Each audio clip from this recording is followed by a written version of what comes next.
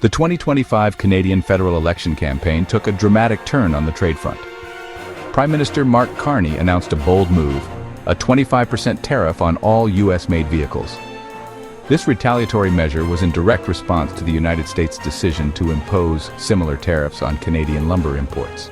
The trade war, simmering for years, had finally boiled over, injecting uncertainty and volatility into the election race. The Canadian government argued that the U.S. tariffs were unjustified and harmful to both economies. The tariffs on vehicles in particular were seen as a direct attack on the Canadian auto industry, a key driver of the Canadian economy. The decision to impose counter-tariffs was not taken lightly. It signaled a hardening of Canada's stance in trade negotiations and a willingness to fight back against what it perceived as unfair trade practices. The Conservative Party, led by Pierre Poilievre, seized on the trade war as a central campaign issue. Poilievre, known for his fiery rhetoric and populist appeal, blasted the Liberal government's handling of the trade file. He accused the Liberals of being weak and ineffective in standing up for Canadian interests. In a bid to woo voters, particularly those in the auto sector, Poilievre unveiled a multi-pronged plan. His flagship promise was to eliminate the Goods and Services Tax, or GST, on all Canadian-made cars. This move, he argued, would make Canadian vehicles more affordable and boost domestic car manufacturing.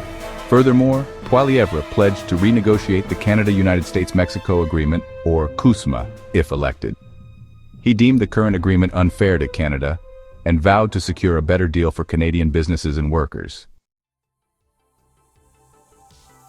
The escalating trade tensions sent shockwaves through the stock markets.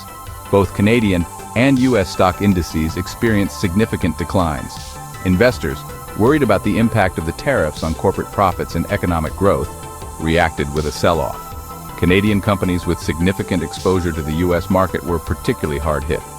Shopify, the e-commerce giant, saw its share price tumble as investors fretted over potential disruptions to its cross-border operations. Lululemon, the athletic apparel retailer, also experienced a drop in its stock value.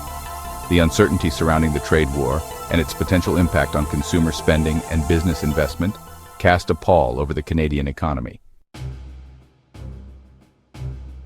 The trade war ignited a firestorm of political reactions.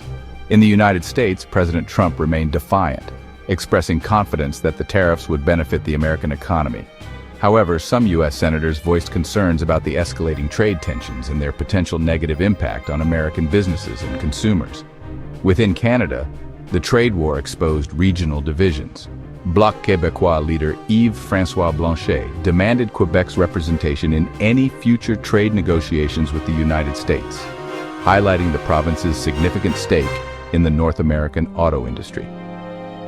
The trade war, with its complex economic and political ramifications, became a defining issue in the 2025 Canadian election. It underscored the importance of trade relationships, the challenges of globalization, and the delicate balance between national interests and international cooperation.